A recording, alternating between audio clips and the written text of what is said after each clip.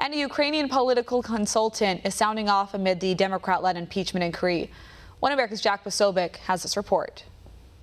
We're here at One America News welcoming back Andrei Telizhenko, Ukrainian political consultant, former diplomat, coming to us all the way from Kiev. Thanks so much for sitting down. Thank you for inviting me. So we've been talking about this collusion scandal, Democrats, Ukraine, going back to 2016.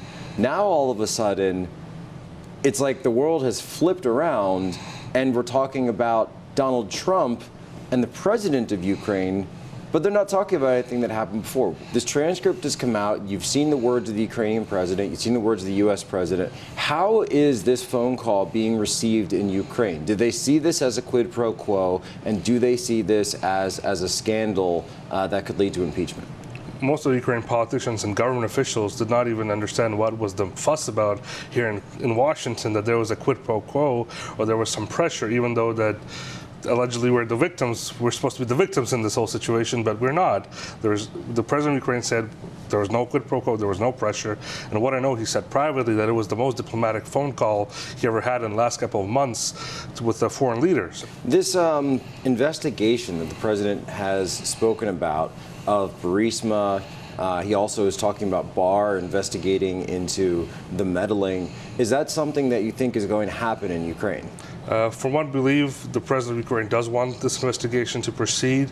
It has to be proceeded in a professional matter by the Prosecutor General's office. What the government is doing right now, they're trying to figure out, because the Prosecutor General promised the president this will never happen. He will be very professional. He will not connect to his former aides with anti-corruption organizations. He will be responsible for doing the right things.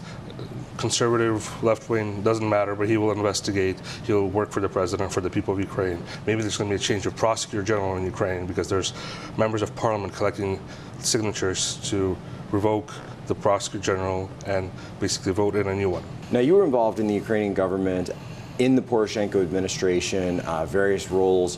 What was the relationship like between the U.S.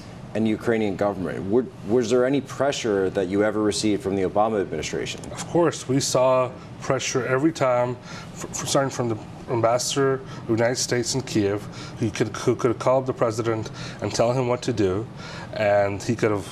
It's unethical to do this everywhere else in the world, but because he's the ambassador of the United States, he let himself do this. And during official meetings, we would be told what to do, who to fire, who to hire, and we would be mentioning that we're not going to receive any support or funds from outside. Not only Biden did this in this video, what he talked about, but there's also pressure from other officials, ambassadors in Ukraine, U.S. ambassador in Ukraine, other government officials to the Ukrainian government all the time. When you read that transcript and you see the President Trump asking for an investigation, how do you take that? It's a normal process. A president is asking to investigate a former high government U.S. official who is the vice president of this country, and to look into if there is corruption or if there isn't. He's not asking somebody to make up a story. He's not asking them to provide me evidence. He's asking them to investigate together with the head of the Department of Justice, Attorney General Barr, and the Prosecutor General's office of Ukraine. And he's asking to his colleague, the president of Ukraine, to initialize such investigation, and that's it. What about this accusation regarding the military aid? We're told the military aid was delayed, and this potentially was like a bargaining chip that the president was using. What about that? Nobody in Ukraine knows about that there was a military aid delay. There was a process of putting it on hold for a while. We had that process due under Obama.